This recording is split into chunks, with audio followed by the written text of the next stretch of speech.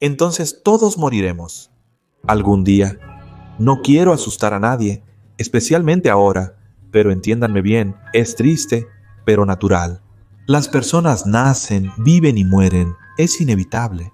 Además, al otro mundo no se puede llevar nada de valor, al menos nada físico. Para eso existen los testamentos. Para crear este video, leí muchos diferentes y debo decir que a veces las últimas voluntades de los fallecidos te hacen llorar y a veces provocan una sonrisa. También ha habido casos repugnantes. De todos modos, de internet seleccioné para ustedes 10 testamentos y últimos deseos que definitivamente no se pueden llamar típicos. Me pregunto qué emociones les provocarán. Ahora lo vamos a descubrir. Soy Sasha y este programa no es científico, y a pesar del tema, sigue siendo de entretenimiento. Ahora lo vamos a descubrir.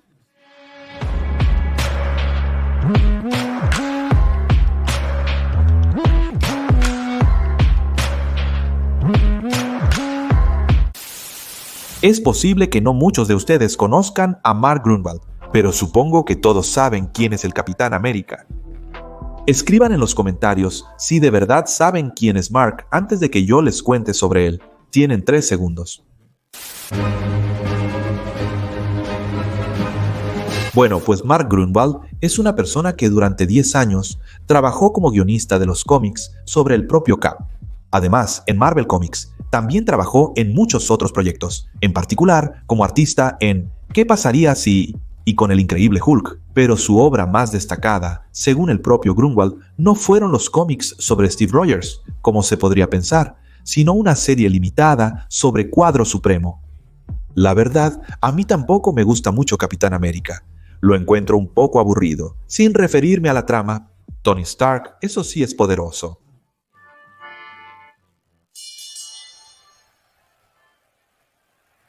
El último deseo de Grunwald fue aparecer en las páginas de su obra favorita después de la muerte, pero no como un personaje dibujado, sino más bien literalmente, o sea, lo más literalmente posible, y lo logró.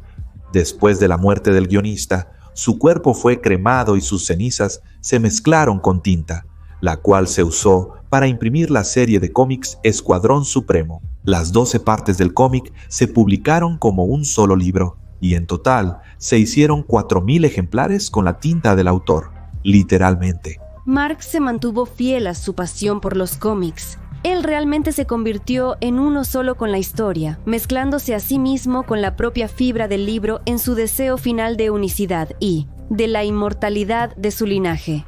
De acuerdo, no te contradigo en cuanto a ser uno solo. Cuando realmente amas algo, entonces, por cierto,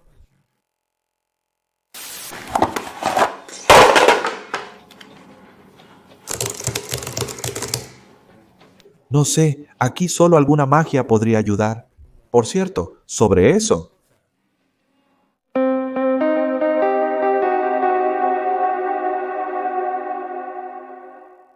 Probablemente ya hayas escuchado antes sobre el siguiente héroe del episodio de hoy. Se trata de una persona que pudo liberarse de cualquier cadena. A principios del siglo XX, este hombre era el ilusionista y mago más famoso, quien dejó una huella tan grande en la cultura que incluso hoy, aunque no sepas cómo lucía, seguro has escuchado su nombre: Gary Houdini. Por cierto, al futuro escapista al nacer lo llamaron Eric Weiss y tiene raíces ucranianas. La abuela de Gary Houdini, ese es el nombre que Eric tomó después, nació y vivió en el pueblo de Yobria. Ahora se llama Storosnitsia, en la región de Zakarpatia. Me parece que todas las personas maravillosas son originarias de Ucrania. ¿Y ustedes de dónde son? Escriban en los comentarios, eso ayuda a que el video se difunda y además realmente me va a interesar leerlo. A pesar de que Houdini creaba ilusiones él mismo, nunca engañó a la gente. Un mago es simplemente un actor que finge ser mago. Es más, Gary Houdini era muy famoso, especialmente por desenmascarar a los llamados médiums y espiritualistas de su época. Él despreciaba a quienes usaban trucos y efectos especiales para hacer pasar eso como contacto con los espíritus de personas fallecidas y lucrar con el dolor de sus amigos y familiares vivos. Eso que llaman espiritualismo es una estafa de principio a fin. Solo hay dos tipos de médiums: los mentalmente incapaces, que deberían ser observados por médicos, y los completamente racionales. Estafadores. Sin embargo, tras la muerte de su madre, Houdini se dedicó seriamente a buscar contactos reales con espíritus de difuntos. Incluso ofreció una recompensa a aquellos médiums que pudieran demostrarle que realmente tenían contacto con el más allá.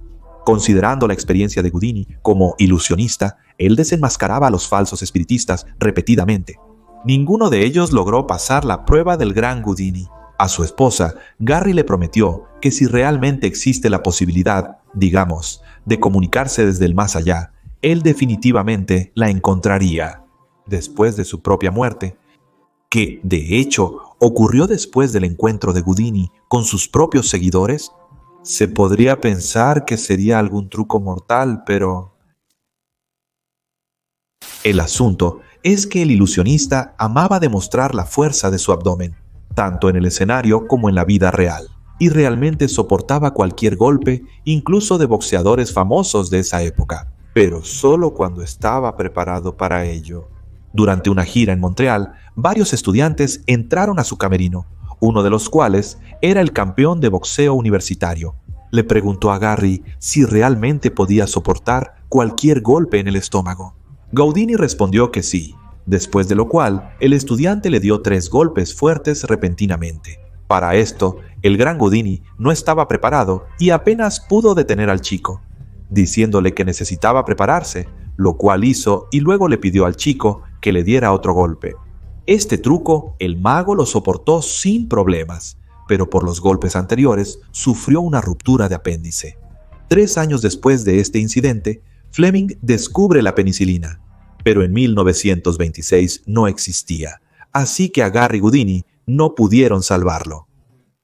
La vida del ilusionista terminó justo antes de la celebración de Halloween, 31 de octubre, 1926, muy misterioso. 100 años después del nacimiento de Houdini, se suponía que se haría público su testamento, en el que supuestamente se revelarían todos los secretos escénicos del artista. En 1974, de hecho, mucha gente esperaba la publicación del documento. El 6 de abril de ese mismo año, fecha que se considera el día de nacimiento de Gary Houdini, muchos periódicos dejaron un espacio especial en sus portadas para el anuncio sobre el testamento. Pero nada apareció, ni entonces ni después. Ningún notario confirmó la existencia del testamento. Por cierto, a esta historia la llaman el último truco de Houdini. Pero hay algo más. ¿Recuerdan que dije que Gary le prometió a su esposa que se pondría en contacto desde el más allá si encontraba la manera de hacerlo? Pues bien, esta historia tiene una continuación. Houdini le pidió a su amada Bess que realizara una sesión espiritista en el aniversario de su muerte para intentar contactarse con su espíritu. También le dejó un código secreto que el médium debía pronunciar durante la sesión, para que fuera una confirmación de que realmente era Houdini quien se había puesto en contacto, y no que el médium estuviera usando sus trucos fraudulentos. Después de la muerte del ilusionista, su viuda intentaba cada año, el 31 de octubre, invocar el espíritu de su esposo con diferentes médiums. Prometió 10,000 a quien lo lograra sin ser un fraude. Sin embargo, todos los intentos fueron inútiles. Después de 10 años, ella realizó la última sesión, pero el gran Gary Houdini nunca logró comunicarse con ella. Pero, por otro lado, él no le dijo en qué aniversario de su muerte debía realizar esa sesión. A veces, ya sabes, hay que esperar un poco, como por ejemplo los héroes de nuestra siguiente historia.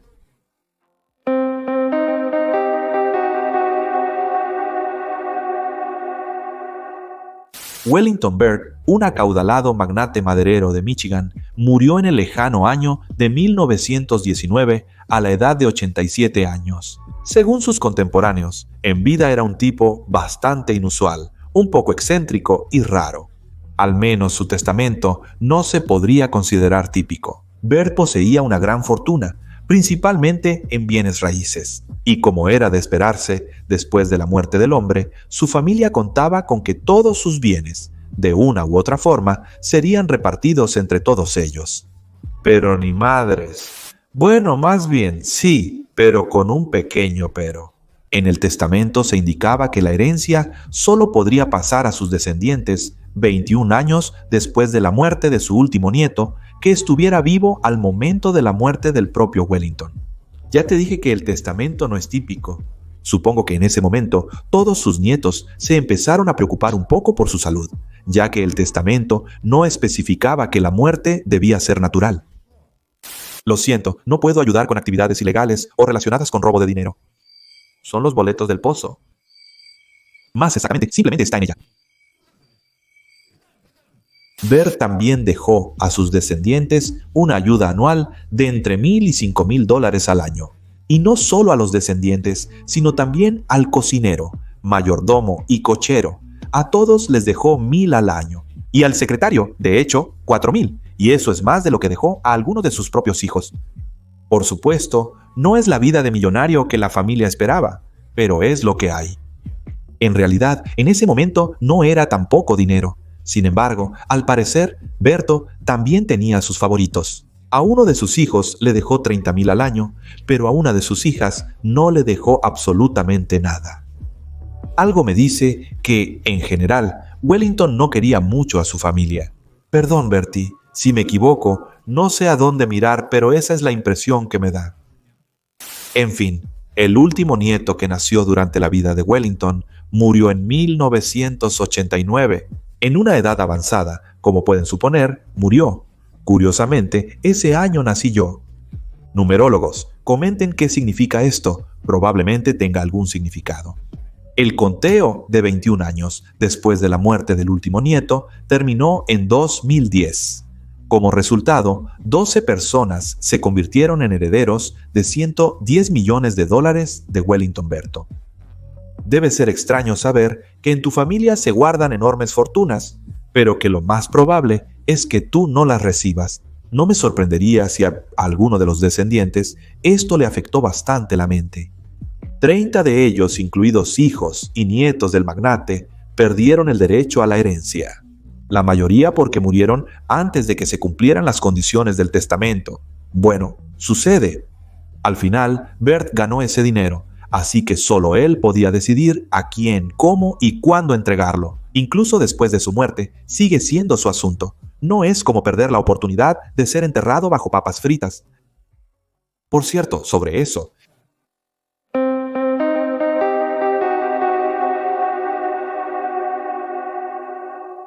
admitamos que, visualmente, de todas las papas fritas, las Pringles destacan más. Y no, esto no es publicidad.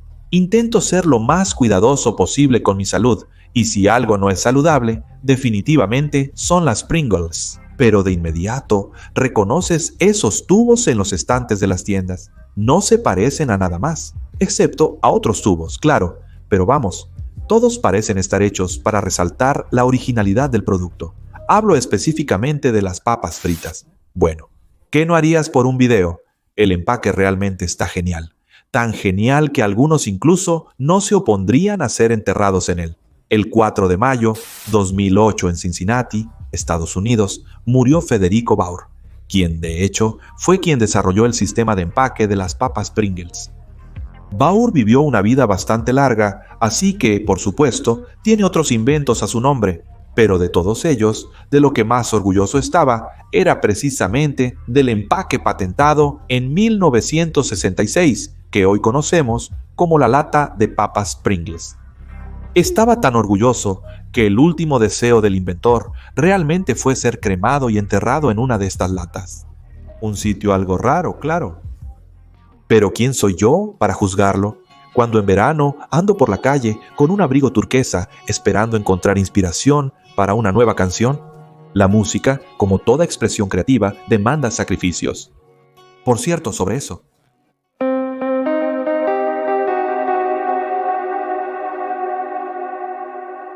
Vivía en el siglo XIX en Medford, Massachusetts, Estados Unidos, un tal Salomon Sanborn.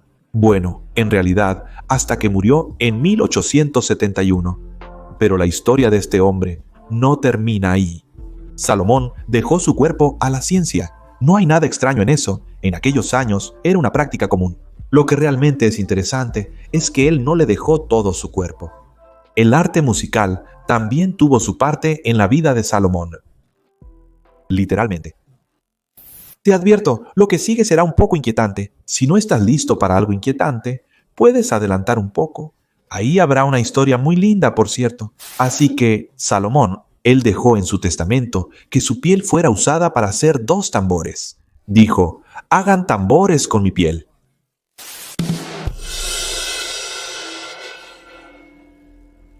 Además, los tambores debían ser entregados a su amigo, un baterista local, y no solo así, sino con la condición de que ese amigo prometiera que cada año, el 17 de junio al amanecer, iría a Bunker Hill y tocaría Yankee Doodle Dandy, para conmemorar el aniversario de la famosa batalla revolucionaria. En vida, Salomón fue un verdadero patriota y estaba muy orgulloso de que Massachusetts participara en la lucha revolucionaria. Así que, de alguna manera, el amor de este hombre por la música y su tierra natal se manifestó en un testamento tan peculiar. Si fuera el amigo, no prometería nada. Menudo regalo, la verdad. No lo sé.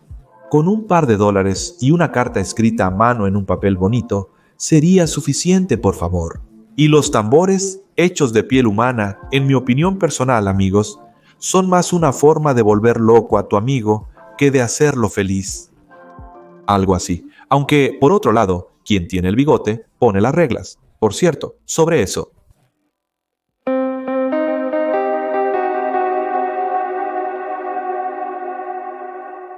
Henry Budd de Brixton murió en 1862. Y eso es todo lo que hoy se puede decir sobre él. El tipo odiaba los bigotes. Quizás le gustaban los bigotes, teóricamente, pero no quería mucho a su propio hijo. Henry vivió en el siglo XIX y tenía una propiedad impresionante. No podemos evaluar visualmente lo impresionante que era ahora, porque no encontré fotos, pero el valor de esa propiedad en 1862 por un momento era de 200,000 libras esterlinas. Eso es muchísimo. Hoy en día, eso equivale a millones, tal vez decenas de millones. Y toda esa propiedad debía pasar a su hijo Henry, con una pequeña, pero bastante peluda condición. Si mi hijo lleva bigote, entonces el acuerdo establecido en este documento a su favor será inválido. Sí, entendiste bien. Si tienes la cara afeitada, eres dueño de una gran fortuna. Si no te afeitas la cara, te quedas sin casa, sin dinero, sin un diente, y eso es todo. Ahora me dirijo a mi hijo. Ah, esperen, no tengo hijo. Si algún día existes y lees esto, hijo, recuerda, haz lo que quieras. De todos modos, papá no tiene dinero. Pero en realidad el dinero no es lo más importante. Por cierto, hablando de eso.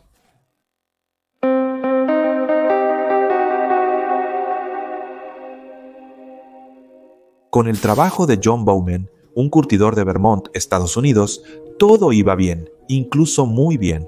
Pero en los asuntos familiares, no todo era tan color de rosa. En 1879 murió su segunda hija y al año siguiente su esposa. Su primera hija había fallecido antes, siendo todavía una niña pequeña.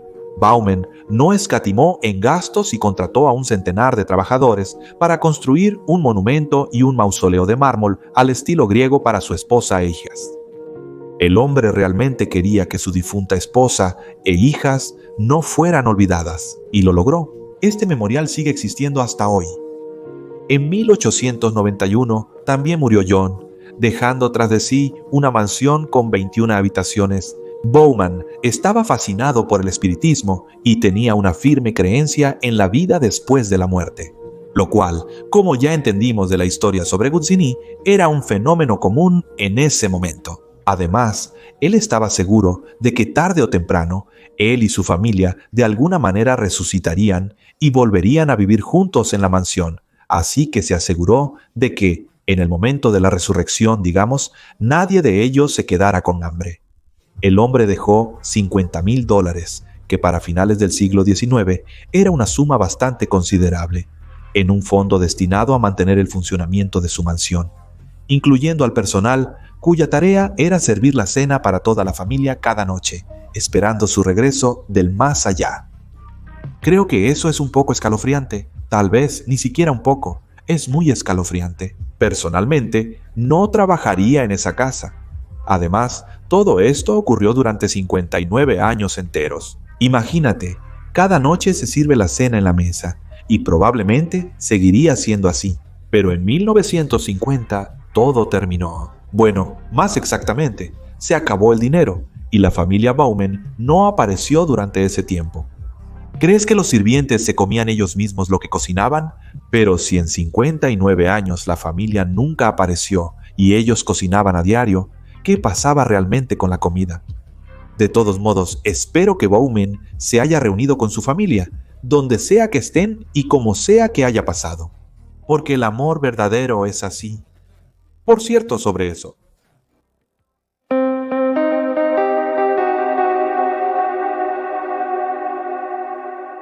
Quizá han oído hablar del actor y comediante estadounidense Jack Benny. Un hombre muy célebre en su tiempo. Realizaba numerosas apariciones en radio y televisión. Se ganó su merecida estrella en el Paseo de la Fama, incluso tiene 3. Dejó una huella notable en la cultura pop de Estados Unidos. Benny Hill podría compartir algo similar, coméntenlo.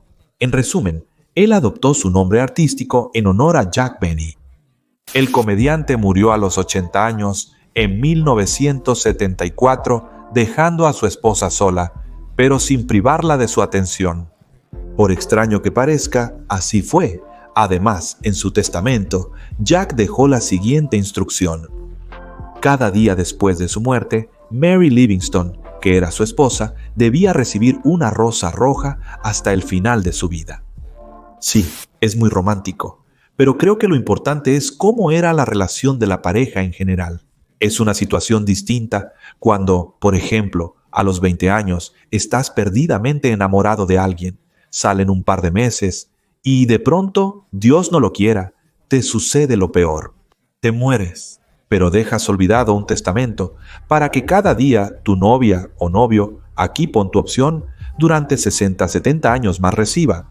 Bueno, tal vez no una rosa, porque eres un pobre estudiante de 20 años, sino, por ejemplo, una calcomanía en Telegram con una rosa de parte de tu nombre. El mundo moderno requiere soluciones modernas. Tu amor terrenal probablemente tiene a alguien más, lo cual es lógico, porque a sus 20 años necesita seguir viviendo. Esa persona ya tiene nuevas relaciones, tal vez hijos propios, pero tú sigues recordándole sobre ti cada día. Sí. ¿Esto sigue siendo romántico o ya es ingenuo y egoísta? No sabes cómo lo vive esa persona y ya no puedes cambiar nada. Lo importante no es solo el acto en sí, sino también el contexto. ¿Cuál es su opinión? Comenten abajo. De todos modos, nuestro héroe, Jack Benny, ya tenía 80 años al momento de su muerte. Y junto con su esposa, vivieron no unos meses, sino largos 50 años. El amor ha sido probado por el tiempo, como dicen. Desde que mi esposo se fue, el florista me entregaba cada día una rosa roja de tallo largo directamente a mi casa.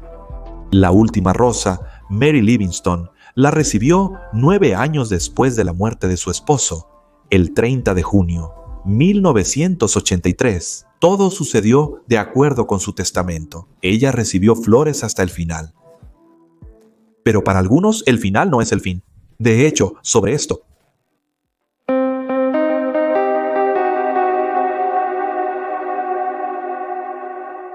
¿Saben qué es un autoícono?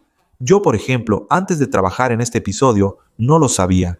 Y mi primera asociación fue, probablemente con esas estampitas que los conductores de microbuses pegan en el tablero. Pero esto es algo completamente diferente. Vivió a finales del siglo XVIII y principios del XIX Jeremy Bentham, un tipo, por cierto, de Londres, pero vivió un par de años también en Ucrania. Bentham se hizo famoso en vida como el fundador del utilitarismo. Sin embargo, después de su muerte en 1832, probablemente se hizo aún más famoso. En esos tiempos, era difícil conseguir cuerpos para la educación médica. Así que, en primer lugar, Jeremy dejó su cuerpo a su amigo, el Dr. Thomas Smith. Jeremy realmente quería que los estudios sobre su cuerpo beneficiaran a la ciencia y a la humanidad en general. Pero su testamento no termina ahí. Un año antes de su muerte, Bentham escribió un folleto llamado Autoikon, donde contó cómo convertirse en su propia reliquia. Suena un poco extraño, pero justo estamos llegando a la segunda parte del testamento de Jeremías, de la cual quedará claro qué es esto y cómo convertirse en ello. Jeremías Bentham ordenó que, después de realizar todos los experimentos necesarios con su cuerpo, el esqueleto y la cabeza momificada fueran vestidos con la ropa que el filósofo solía usar en vida, rellenados con paja y colocados en su posición habitual en un lugar donde cualquiera que quisiera pudiera verlo. O sea, los años 30 del siglo XIX, más paja. Vamos. Por cierto, la cabeza de Bentham no fue momificada muy bien, así que con el tiempo fue reemplazada por una versión de cera, pero con el cabello real del filósofo. Pero la ropa y el esqueleto sí son auténticos, según dicen. Bueno, eso, de hecho, es lo que se llama un autoicono. En 1850 la adquirió el Colegio Universitario de Londres y desde 2020 estuvo expuesta en una vitrina cerca de la entrada al centro estudiantil del colegio. O sea, sí, se puede ver incluso ahora y ni siquiera tienes que ir a Inglaterra, porque hay un sitio web donde puedes ver a Jeremy desde todos los ángulos y en todo su esplendor. Dejé el enlace y la foto sin desenfoque en mi canal de Telegram.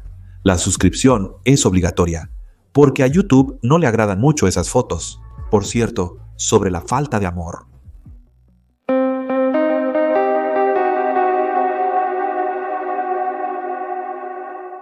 Para muchos, los testamentos y la última voluntad a menudo se asocian con algo bueno, cuando una persona desea ayudar a sus seres queridos y familia, incluso después de su muerte. Pero la verdad es que las personas, al igual que las relaciones entre ellas, pueden ser muy diferentes. Año 1932, Londres. Sutton, a la edad de 59 años, muere una mujer llamada Eni Langavir, de quien tal vez ni siquiera recordaríamos en Ucrania después de casi 90 años si no fuera por su testamento a su yerno Daniel Johnson, al que dejó una suma bastante modesta, 2 chelines y 6 peniques. Se podría pensar que eso es todo lo que tenía la mujer y que simplemente entregó lo suyo, sin nada especial. Pero el asunto es completamente diferente. En el testamento se indica que esta suma es necesaria para que el yerno tenga la posibilidad de comprarse una cuerda y, con su ayuda, digamos así, dejar de existir, estando en un estado de exaltación. También pasa eso. Sin embargo, a mí me gusta más la idea de dejar después de mí algo bueno, algo luminoso y algo que no se pueda gastar en una cuerda. Mis videos podrán verse incluso después de mi partida. Algún día. Por cierto, si les gusta lo que hago, si les gusta este video, compártanlo con sus amigos en TikTok, Telegram, donde quieran. Recuerden que ustedes, no los youtubers, son quienes crean las tendencias. Cualquier actividad de su parte, como un like, comentario o compartir, es muy importante. Y si quieren ver nuevos episodios en mi canal con más frecuencia, también está en sus manos ayudarme a ampliar el equipo de quienes trabajan en ellos, quienes crean este contenido. Actualmente hago casi todo por mi cuenta: guiones, grabación, edición, motion graphics, etc. Pero encargo las ilustraciones por separado. Es decir, lo que ven no está sacado de internet, sino que lo encargo yo para que puedan ver algo absolutamente único y bonito, en lugar de copias recicladas por 10ª vez. También rento disfraces y ahora hasta equipo de grabación, ya que el mío aún no es tan bueno. ¡Oh, Dios!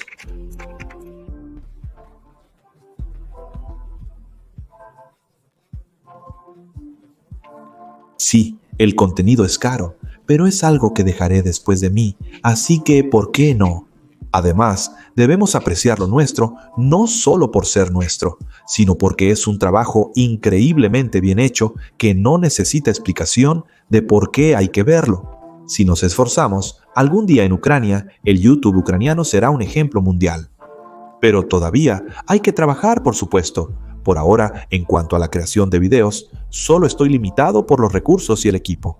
Así que solo después de donar a las Fuerzas Armadas de Ucrania y pagar todas tus cuentas, apoya también a tu autor favorito con unos pesos. Ten por seguro que se convertirá de inmediato en la creación de un nuevo episodio. De ustedes depende directamente qué tan rápido salga y qué tan bueno sea.